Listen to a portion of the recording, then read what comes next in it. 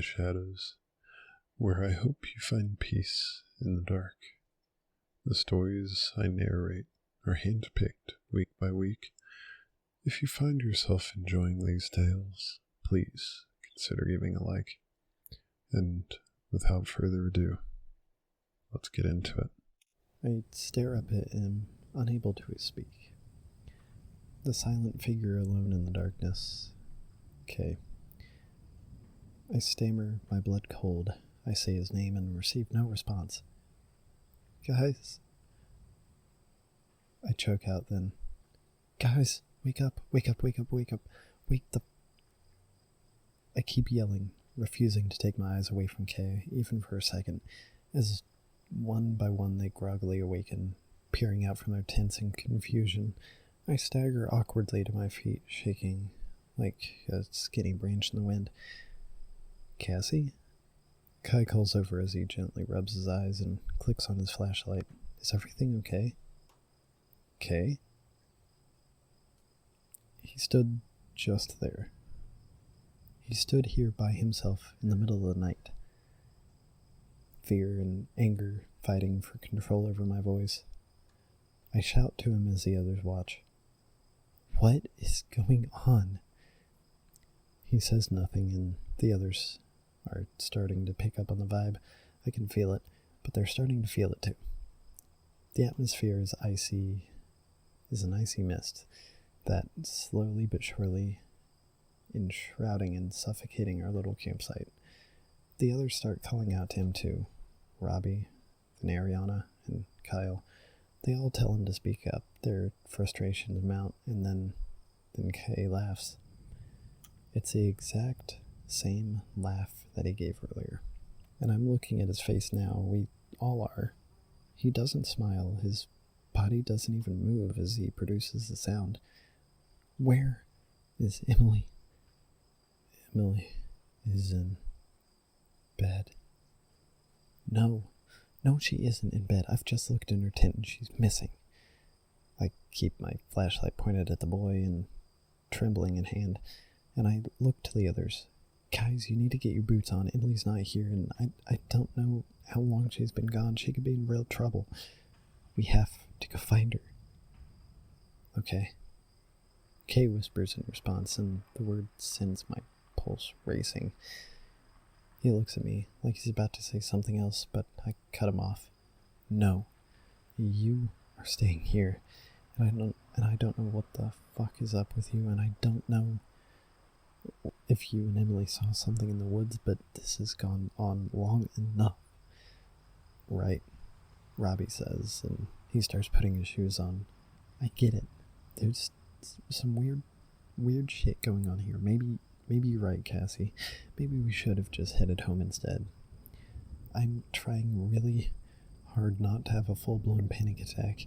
I get the sense that all of our collective hearts are currently beating as one, and we stand as a group on the edge of the cliff of emotional collapse. Robbie straightens and speaks on. Cassie, if you come with me, we'll see if we can find Emily. Ariana, you stay here with Kyle. Keep an eye on Kai. I'm not sure if he's sick or something, but there's definitely something worse going on here, and we gotta find Emily. And we got to get out of here. Agreed. Despite her fear, I can tell that Ariana is irritated in being asked to stay at the campsite, but she doesn't protest. I look at Robbie and he nods at me. We head out into the forest. I shoot a glance behind me and watch Kyle and Ariana trying to encourage Kai to sit down, and he does so. They're anxious. I can see it by the way they move. The way they're suddenly hesitant to go near him and to touch him. Kay's body gives away nothing. You're okay to take a seat, Kyle suggests calmly. It's a prank. Chicken? Kai says as they disappear from earshot. His words have no cadence to them. I shiver and push onward past the branches alongside Robbie, and together we head into the forest. Okay, I admit something was wrong. This is weird. This is really fucking weird. What the hell is up with Kai? Why is he acting so strange? I don't know, but he's been acting this way ever since he went off with Emily to get firewood. Robbie calls out her name and I do the same. We're following a rough trail through the brush, the one we used to collect fallen sticks and other firewood. I continue. It's almost like, what? I don't know, this sounds stupid, and I had this thought about Emily too. It's like they're different people. Robbie doesn't say anything. They barely even seemed like people at all, right? I'd say quietly, trying to get him to agree at least. We walk on a little further, calling out for Emily, looking for signs that she may have passed along, but we see no sign at all. Robbie eventually throws out his hand and puts a finger to his lips. He points his flashlight at the ground, and I do the same. Do you hear that?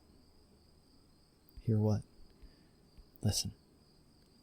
So I do, tensed, and a branch cracks in the trees off to our right. We lift our lights towards it. Emily? I call out. And the bush beside the tree, tangled amongst the ferns and shrubbery, starts to suddenly shake, shaken beyond what the breeze would warrant, and it rises. And I realize that the light is not showing me the leaves or twigs of a bush at all. It's showing me fur. Thick, greenish, brown, mostly brown fur in the dark, attached to an alien shape that quivers in the forest, and it screams. The noise like the howler monkey thing from earlier, the twisted, broken, disjointed call of the unknown ape, and it starts pounding towards us. Run! Robbie roars, and he grabs my sleeve, and together we sprint off in near blind desperation of our lives, oblivious to the scratching of the branches against our skin as we push madly through the thicket of woods, darting around trees and through the high grass. Our flashlights clicked off as we ran, and oh, we ran. Oh, this can't be happening. This cannot be happening.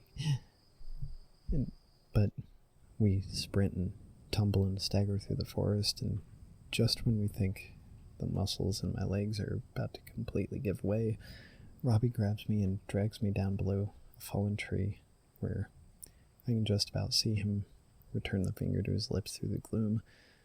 We try as hard as we can to control our heavy breathing, ears primed for any hint as to the terrible and mysterious creature's whereabouts, but we hear nothing. Remaining as silent as possible, we keep listening, and listening intently for any kind of sound from behind that fallen trunk, for any kind of warning. Nothing. Nothing from what we're expecting, at least. Because the sound does reach our ears after a while, once the hammering of our hearts has begun to steady. Sound that comes from in front, not behind. I think we both hear it at roughly the same time. It's neither approaching nor growing fainter, but once you hear it, it's obvious. A subtle cracking, the light tearing, the soft crunching, the occasional snap of something sturdy.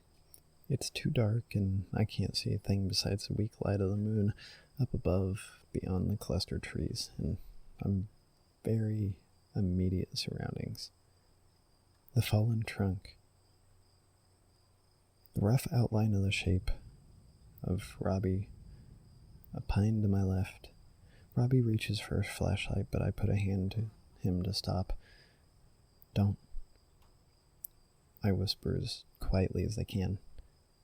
I have to see, he replies, and I can almost feel the fear in his voice. He cups the hand over the top of the flashlight, shielding as best as he can to turn it on to its lowest setting, keeping it mostly pointed at the ground, carefully scanning over the pine debris in front of us, and it eventually finds the source of the noise. Robbie freezes. He cannot move, he cannot look away, and neither can I. The light reveals a grotesque imitation of a human, faced away from us and hunched over, their legs bent back and stretched in ways that honestly don't make any sense. Animalistic heels push, sickening out from the back of the calves, their face buried in the carcass of a deer, eating. The figure's jaws distended, and whilst it's difficult to see in the shadows that what looks to be a set of furry jaws pushes out from underneath the human's gaping open mouth, biting, quietly tearing off pieces of the deer's flesh, and it seems to become aware of the light. The jaws retract suddenly and horrifically, forced back in its human mouth, the bone crackling back into place as it swivels around to stare at us, face plain. It's Emily. I watch in unparalleled horror as she regards us with blank, wide eyes. The color of her irises roll back down from beyond her upper eyelids and settle into place. The thing with Emily's face warbles to us through the darkness. "You were freaking me out," it says, mocking my voice from earlier in the night. Her voice is low, and it has no rhythm to it. It's like she's speaking a language she's only ever seen written down. My wrists start to hurt. I realize passively that Robbie has it held in tight and painful grip. I hear a whimpering. I realize it's my own. "Where's the firewood, Cassie?" Emily asks as I begin to slowly crawl over towards us through the rough forest ground. Emily's head cracks to the side, her face expressionless, the lower half drenched in the thick dark blood of the deer. She says it again in that broken voice, and it doesn't even sound like a question at this point. I stand. I'm unaware of giving my command to the legs to rise, but I do nonetheless. I grip Robbie's shoulder. I grab his jacket and try and pull him up. "You gotta get up. Get up, get up." I pull him up to his feet, and we start to back away, stumbling a little as we retreat, flashlights fixed on Emily as she approaches. "Do you remember the way back to the trail?" Robbie doesn't respond. "Do you know the way back?" "Yes," he whispers. I take a deep breath, and I hurl my flashlight into Emily's face. It smacks her, and she twitches, and with a disgusting crack, I hear Robbie release the moan of dismay, and Emily starts to shriek. She sounds the call, and on hands and knees, she bounds suddenly towards us, her jaw distends, and the branch that I picked up in the darkness, the one I hold ready in my right hand, I grab with both, and with all my strength and every single spark of effort that I can summon, swing it mercilessly around, smashing it hard into the side of Emily's head. The head of the creature wearing Emily's face is what I try to envision. The impact vibrates my hands and arms, and I drop the branch, fingers throbbing as this creature stumbles and staggers into the dirt, twitching and disoriented, croaking, but entirely stopped. "Now!" And we begin to run, and I don't know how I can keep doing this. I feel like I'm going to collapse. My lungs are going to burst and expire on me as we push through the forest. "Please, I think up to anyone that might be listening, please, help us find our way back to the trail for the love of God." And as luck would have it, we do. Skidding to a sudden halt as we breach the edges of the trail we stumble against and adjust our course. Running hard back to the way we came along through the rough path, leaves and a skinny branch smack our faces and scrape our arms, but they do nothing to me now. We just have to go. The thought of Emily and God knows what has happened to her flashes through my mind. Following as best as I can the shaking and wildly panning beam of Robbie's flashlight, an amber glow appears in the dark branches ahead, and I can almost cry in relief. The fire It's the fire. We're nearly back at the campsite. We stumble in the clearing, shouting as we look from our emptied chests. Robbie dives instantly into his tent in search of, I presume, the keys for his car, but there's no one else here. The flicker of the flames and the gentle rustle of the trees beyond are the only movements. No. Hello? Where are you? I hear from directly behind me my name. I shriek, swearing and stumbling backwards. It's Ariana, her face a picture of terror. As I double over, trying not to throw up as I take in deep, shuddering breaths. Casey, she says again, squeezing me by my right shoulders and leaning close. What's wrong? Did you find Emily? I feel like I'm going to pass out. I take several deep breaths from my inhaler, struggling to take in the air. It takes a great deal of will to stop myself from just breaking down into tears at this point. Ariana, we have to go. I try and sputter out. We have to leave now. Grab what you can, leave the rest. We have to go. She starts to protest, and she has 100 questions, of course, but I cut her off. You have to trust me on this, girl. We just have to go now. Where are the others? They just went for a walk. They should be back any time, but where's Emily? Does she need our help? Did you let them go off by themselves? Just the two of them?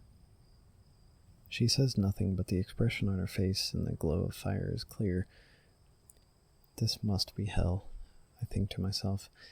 A terrible realization after terrible realization, with no power to do anything about them. It's too late. Robbie burst out of his tent, holding his bag before him.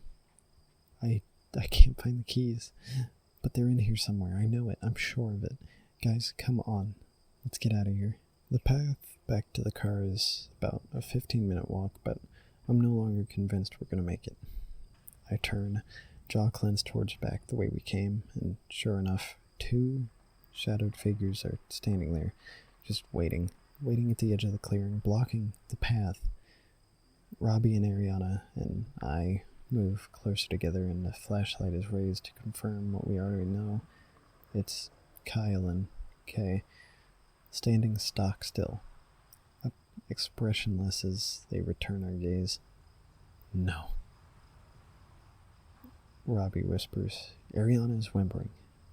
She doesn't quite get it. She doesn't know what's going on, and perfectly honest, neither do we, but I'm pretty fucking certain that the 2 people that I see stood before me are not Kyle and Kay. Not anymore, anyway.